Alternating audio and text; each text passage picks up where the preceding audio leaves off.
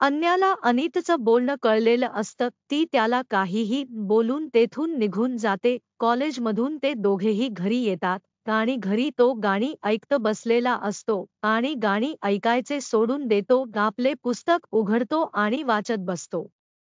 तेव्हा त्याला त्या पुस्तकात एक लिफाफा दिसतो.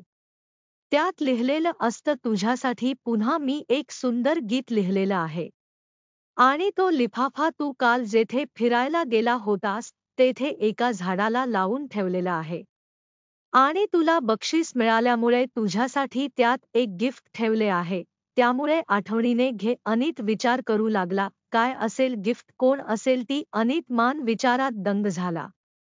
अनित सकाळीच लवकर कॉलेजला जाते आणि आपण आधी जेथे फिरायला गेलो होतो तेथे जाते. तेथील झाडाजवळ एक लिफाफा आणि त्यात एक सुंदर गीत असतं.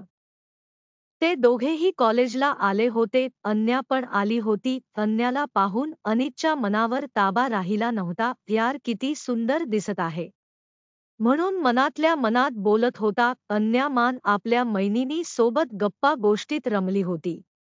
सर्वजण तिची तारीफ करत होती. अनित मान तिला दूरच पाहून खुश होता. अनित फक्त तिलाच पाहत होता. अन्याच्या चेहऱ्यावर अनितला पाहून सुंदर हसू उमटले होते. अनितची नजर फक्त त्या अनोळखीला शोधत होती. ती पाहत असेल का आपल्याला? ती भेटेल का आपल्याला?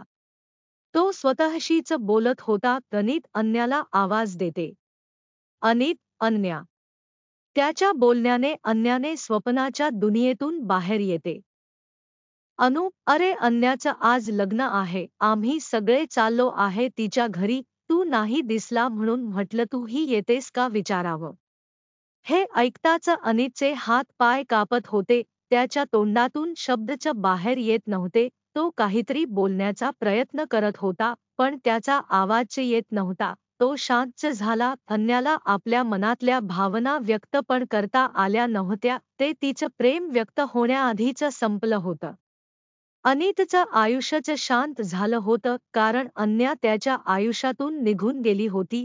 तिचं लग्न झालं होतं. आता मान आठवणी शिवाय त्याच्याकडे काहीच उरलं नव्हतं. अन्याने मान त्याच्यावर खूप प्रेम केलं होतं पण अनितला तिचं प्रेम कळालंच नव्हतं. पण जेव्हा कळालं तेव्हा मान खूप उशीर झाला होता. तिच्या मनातल्या भावना व्यक्त व्हायच्या आधीच संपल्या होत्या.